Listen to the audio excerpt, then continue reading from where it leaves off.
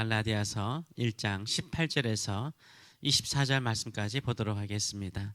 오늘 이 말씀을 가지고 내 안에 그의 아들을 나타내시기를 기뻐하시는 하나님, 내 안에 그의 아들을 나타내시기를 기뻐하시는 하나님이라는 제목으로 같이 은혜를 나누기로 원합니다. 사도 바울은 자신의 사도직에 대한 의문을 품고 두절하는 사람들을 향하여서 어떻게 대처합니까? 적극적으로 대처합니다. 분명하고 확실하게 변호합니다. 사도 바울은 자신이 사도가 된 것은 사람에게서 난 것도 아니요 사람으로 말미암아 된 것도 아니요 오직 예수 그리스도와 그를 죽은 자 가운데서 살리신 하나님 아버지로 말미암아 사도가 되었다라고 1절에서 분명하게 밝힙니다. 또한 사도 바울이 전하는 복음도 사람에게서 받은 것도 아니요 사람에게 배운 것도 아니요 오직 예수 그리스도의 계시로 말미암아 직접 받은 것이라고 12절은 강조하고 있습니다. 바울이 사도가 된 것도 하나님으로 말미암아 된 것이요 사도 바울이 전하는 복음도 예수 그리스도로부터 직접 받은 것이라고 분명하게 말을 하고 있습니다. 예수님의 복음을 사람들에게 배운 것이 아닌 것을 강조하기 위해서요. 다메섹에서 예수 그리스도를 만나고 난 다음에 3년 동안 아라비아 사막에 있었다라고 말을 합니다. 3년이 지난 후에 예루살렘을 방문하여서 두 사람을 만납니다. 예수님의 수제자인 베드로를 만나서 15일 동안 예루살렘에 머물렀다라고 말합니다. 그때 예수님의 동생인 야고보를 만났다라고 말합니다. 이 야고보는 예루살렘 교회의 가장 중심적인 인물이었고 또 야고보서를 쓴 인물입니다. 예루살렘 교회의 중심 인물 두 사람을 3년이 지난 후에 만난 것을 이야기합니다. 18절과 19절의 말씀을 보게 되면 그 후에 3년 만에 내가 게바를 방문하려고 베드로를 말합니다. 게바를 방문하려고 예루살렘에 올라가서 그와 함께 15일을 머무는 동안 주의 형제 야고보 외에 다른 사도들을 보지 못하였노라 라고 말합니다. 이때 이미 사도 바울은요 예수 그리스도의 사도이며 예수 그리스도의 종이 되어 있었습니다. 하나님 아버지와 예수 그리스도를 통해서 부여받은 사도이죠. 그래서 사도 베드로와 예수님의 동생 야고보를 동등한 사도로서 만난 거예요. 동등한 사도로서 만났습니다. 그 이후에 수리아 지방을 지나서 길리기아 지방으로 돌아왔다라고 말합니다. 바울의 고향이 다소죠. 다소. 많고 적음. 기억하기 쉽게 말합니다. 다소입니다. 이 다소는 길리기아 지방에 있었습니다. 이 길리기아 지방 다소로 고향으로 돌아갔던 거죠. 그리고 난 다음에 시리아 안디옥에 가서 바나바와 같이 안디옥 교회를 다시 한번 새롭게 세우는 것을 보게 됩니다. 근데 한번 생각해 보시기 바랍니다. 사도 바울이 이렇게까지 자신의 사도성을 변호하며 강조해야 할까요? 하나님 앞에서 거짓말하는 것이 아니라고 이렇게까지 선언을 해야 될까요? 20절의 말씀을 보게 되면 보라 내가 너에게 쓰는 것은 하나님 앞에서 거짓말이 아니니라 라고 말을 해요. 사도 바울이 하나님 앞에서 무슨 거짓말을 하겠습니까? 이 갈라디아서 1장을 읽고 묵상하면서 사도 바울이 왜 이렇게까지 자세히 설명을 해야 되나 라는 좀 안쓰러운 마음이 들기도 합니다. 한때 교회를 핍박했던 자신의 과거 때문에 자책감에서 이렇게 자세히 설명하는가 라는 생각이 들기도 하고요. 생명을 걸고 복음을 전했음에도 불구하고 사도라고 인정하지 않는 사람들 때문에 생기는 열등감인가 라는 생각이 들기도 합니다. 유대교의 입장에서는 사도 바울은 신앙의 변절자요 배신자이기 때문에 죽여야 하는 사람이었습니다. 그래서 한평생 사도 바울은 유대인들의 끊임없는 박해와 죽음의 위협을 받아야 했습니다. 그러나 교회의 입장에서는 사도 바울이 자신이 핍박하던 예수 그리스도를 위해서 생명을 바쳐서 전한다는 것은 예수 그리스도의 부활을 확실하게 증거하는 것이며 예수 그리스도의 복음이 진리인 것을 분명하게 보여주고 다른 사람들에게는 신앙의 격려는 주는 것이었습니다. 비록 사도 바울의 얼굴을 직접 보지는 못하고 사도 바울의 설교는 직접 듣지 못하였을지라도 사도 바울로 말미암아 하나님께 영광을 돌리며 믿음을 굳건하게 하는 사람들이 많았습니다.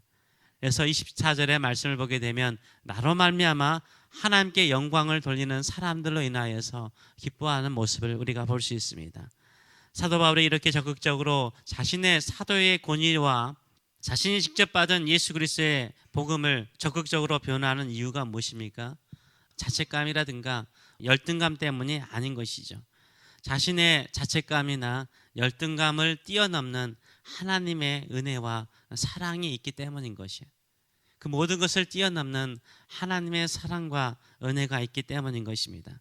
우리도 자책감이라든지 열등감을 가질 수가 있는 거죠. 뭔가를 실수하거나 실패하였기 때문에, 충성스럽지 못하였기 때문에 가지는 자책감이 있을 수도 있고, 다른 사람들에게 인정을 받지 못하고 사는 것 때문에 갖는 열등감이 있을 수 있습니다. 그런 자책감이나 열등감을 이겨낼 수 있는 그 원동력은 무엇입니까? 우리가 만난 예수 그리스도이죠. 나를 사랑하시고 나에게 찾아오신 예수 그리스도, 내 안에 예수 그리스도께서 찾아오셔서 만나주시고 불러주신 그 사랑, 나를 창세전에 선택하셔서 하나님의 자녀로 삼으신 것으로 인하여서 감사하는데, 나를 통해서 주의 복음을 땅끝까지 증거하는 사람으로 세워주신 것, 하나님의 약속을 담는 자로 세워주신 것으로 인하여 기뻐하는 줄 믿습니다.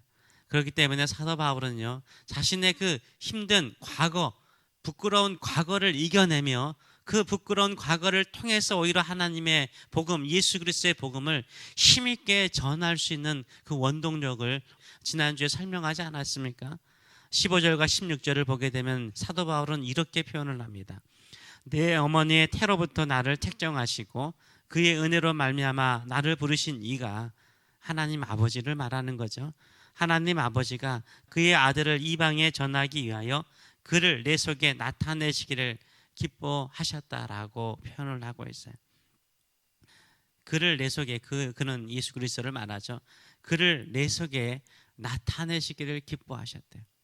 언제요? 사도 바울의 다메섹으로 가는 도중, 교회를 핍박하려고, 교회 성도들을 잡아들이려고, 그들을 감옥에 가두려고, 그들의 믿음을 바꾸어 버리려고 했던 그때에 그의 아들 예수 그리스도를 내 속에서 나타내시기를 기뻐하신 하나님 아버지라고 표현을 하고 있습니다. 자신이 죄인 되었을 때, 자신이 교회를 핍박하였을 때, 하나님을 향하여 대적하였을 때, 자신에게 예수 그리스도가 하나님의 아들이신 것을, 예수 그리스도가 참된 구세주이신 것을, 예수 그리스도가 구약에 예언하신 그 아들이신 것을, 그 메시아이신 것을 나타내시기를 기뻐하신 하나님 아버지를 찬양하면서 그 은혜를 가지고 자책감이라든지 열등감을 이겨내고 땅끝까지 주의 복음을 증거하는 열정을 사도 바울이 가지고 있는 것을 우리가 알 수 있는 것입니다. 혹시나 인생을 살아가면서 어렵고 힘든 일이 있습니까? 우리 안에 그의 아들 예수 그리스도가 하나님의 아들이시요 우리의 구세주이신 것을 나타내시기를 기뻐하신 하나님의 그 은혜를 늘 기억하시는 저와 여러분 되시길 축원합니다. 하나님께서 우리 안에 예수 그리스도를 만나게 하신 그 은혜를 잊지 마시고 주를 향하여 충성스럽게 살아가시는 저와 여러분 되시길 축원합니다. 주변에 수많은 사람들이 여러분의 믿음을 의심합니까? 여러분의 충성을, 헌신을 의심합니까? 그것으로 인하여서 좌절합니까? 주를 향한 그 충성을 중단합니까? 절대 그러시면 안 되는 거죠. 끝까지 주를 사랑하고 내 안에 그의 아들 예수 그리스도를 나타내시기를 기뻐하시는 하나님의 은혜와 그 사랑을 찬송하면서 기쁨으로 더 전진하시는 저와 여러분 되시길 축원합니다. 그런 여러분의 모습을 통해서 주변 사람들에게 더 믿음을 굳건하게 만들고 우리가 믿는 믿음이 참된 것을 증거하시는 저와 여러분 되시길 축원합니다. 기도하겠습니다. 살아계신 하나님 아버지 은혜를 감사드립니다.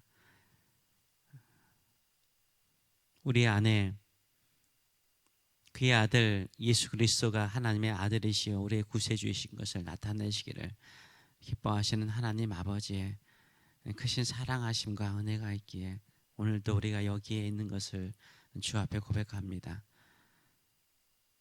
허물과 죄악과 이 땅에 것에 매어 살았던 우리의 삶이 헛되지 않도록, 죽음을 향하여 달려가지 않도록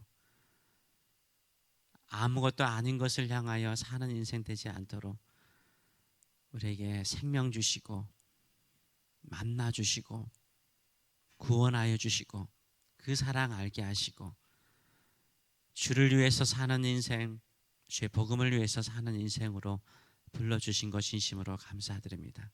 이 믿음의 길을 주변 사람들이 인정하지 않더라도, 비난하더라도, 조롱하더라도 끝까지 믿음으로 걸어가는 믿음의 성도, 오히려 예수 그리스도의 참된 복음을 전하는 저희들의 삶, 우리 교회가 될 수 있도록 축복하여 주시옵소서. 감사드리며 예수님의 이름으로 기도하옵나이다. 아멘.